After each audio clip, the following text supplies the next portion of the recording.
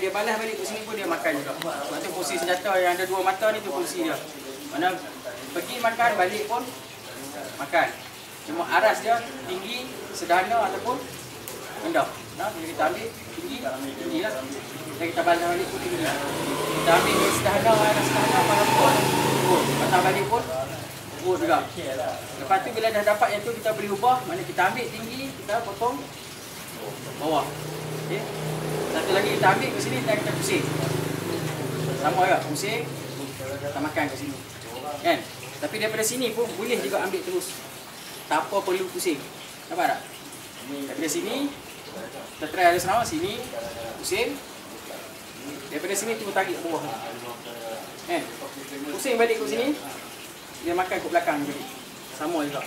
Tapi bila pusing, yang menyebabkan keramik ni jadi bahaya dan susah kita nak tepih bila depan adalah sebab bila dia pusing rapat. Tak pusing besar. Tu problem dia. Bila dia pusing rapat tu yang susah nak tepih, susah nak tangkis, susah nak elak ni. Kena pula dia masuk, dia terpur masuk, dia ambil sikit. Jadi kalau kata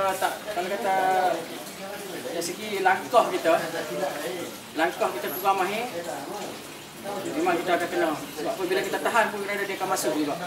Sebab benda yang melengkung ni dia menyangkut kan. Bila menyangkut tu yang kena. Dia ada dua mata. Pergi pun makan, balik pun makan, tak payah pusing. Mana kalau kita latihan di rumah kita pun kita buat dulu, patah balik pun. Ya, macam tu kan. Nah, ini sama macam backhand kan. Dari sini pop bagi. So kena yang buntut ni, yang mata ni kalau kena kat muka. Teruk lah. Sama kalau kita ambil yang ni. Agak dah tepi tak? Tak dah. Melainkan kita undur belakang lagi. Bila kena jaga apa dia gerak tu, kalau kita tak langkah lagi memang kena. Dengan sini kata dia dah ambil. Pop dia ambil. Kalau kena sini tak payah pun. Backhand. Ada. Dari bawah. Turun. Sama agak. Dia tak boleh turun macam ni. Turun macam ni sangkut kat baju. Dalam tu dia boleh pergi. Kan? Kalau orang tu punya reaksi dia, tu apa dia buat?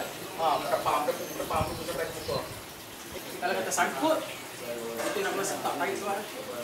Jadi kalau kata balik belakang macam ni, sentak. Ambil sini tu, sentak balik. Tapi kalau dia sangkut, kalau pakai jaket, sangkut kat jaket tu, paniknya, tantu panik. Tu dia sampai. Keluar. Hantar ujung tu, bagi dia cucuk. Okey, daripada sini, tengok kan, masuk. Letak ni masuk.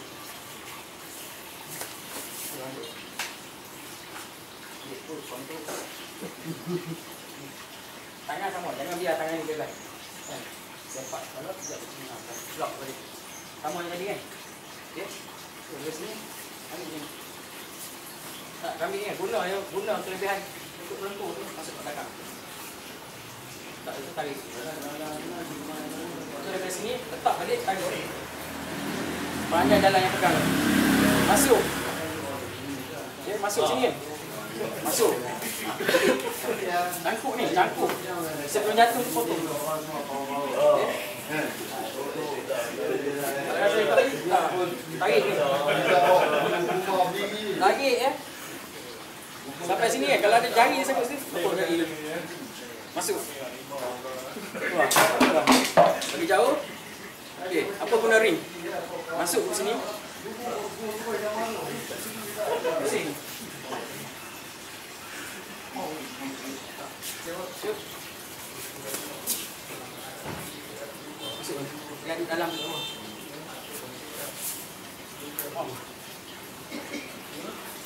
Tinggal, nak dapat sini. Ni otot-otot ni. Ni ya.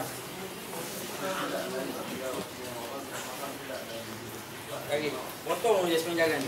Kalau kata ni ada duduk genggam macam ni kan, jadi duduk macam ni kan. Sekarang duduk macam ni. Potong hentak kan. Oh. Okay, kalau jatuhlah. Kalau tak jatuh, guna sama macam tadi juga. Hentak dan masuk.